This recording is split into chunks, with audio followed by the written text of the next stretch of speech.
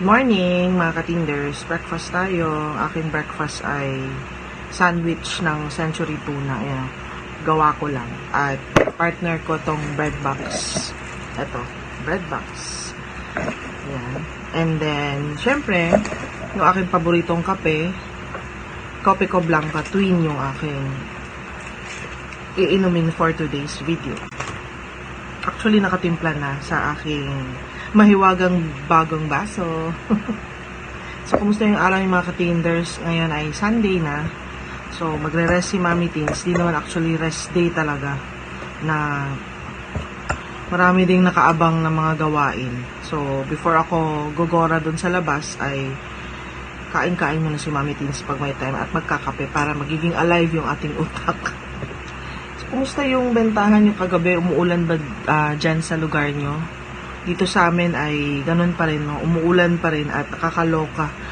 Umuulan tuwing papunta na maggabi, no? Si customer ay hindi na makakabili kay sobrang lakas talaga ng ulan dito sa Davao City. So ngayon, ang isi-share ko sa inyo ay huwag mo na yung mga tips-tips na yan, yung mga routine ko naman.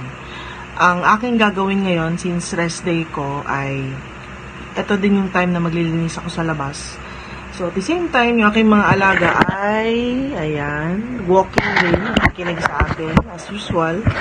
So, tapos kung magkape, ay check ko naman yung bakura namin sa labas at once a week ko lang naman siya nililinisan.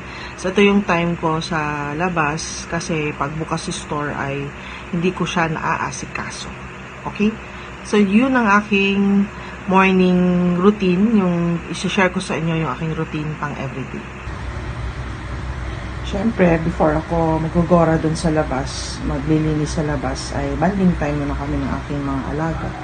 Ayan, usually, like kanina, hindi ko na nakuha na ng video, tinatap ko tong ulo nila kasi ito yung gustong-gusto nila. Ayan. Ayan, yung parang 15 to 20 minutes na banding time. Ayan, mga katinder. So, ito pa. Si Graham at si Cloud. So, siya, gora na ako sa labas at malapit nang lumabas yung init, no? At mahirapan ako maglinis pag mainit na. Okay? Hello mga katinders. Katatapos ko lang linis sa labas. Ayan. Kita niyo yung sako na yan. Yan yung nalikog ko na dumi dun sa labas. Naglinis ako. Pagka sa Bisaya pa ng bundang nandiyan sa harap. Ayan yung aking walis at dustpad. So, napagod ako. Relax muna at upo muna si Mami Teens. So, after nito, sinacheck ko yung mga stocks ko. Yung mga hindi ko nang maasikaso ng tuwing bukas yung tindahan. Yan si store or close. So, ngayon, plano ko ay tanggalin ko yung mga excess na ice dyan sa ice cream ko kasi medyo makapal na yung yelo. And then, mamaya ko na gawin yan kasi nagugutom ako at kakain muna kami. So, magluluto lang ako ng kanin tapos mag-check sa menu dito sa malapit sa amin at kung ano yung uulamin, yun na yun. Kung ano yung available dun, yun na yung breakfast natin. Breakfast namin. Actually, parang brunch na kasi anong oras na ba ngayon? 8:30 na.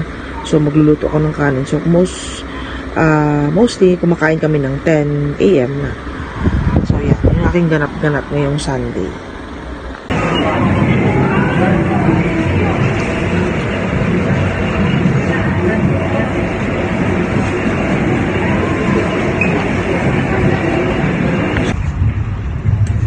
Mga katinders, dito ako sa Vista Mall at bumili lang ako ng gamot na may maintenance kasi si Mami Teens. Mas mura kasi dito ng centavos. Nagtitipid.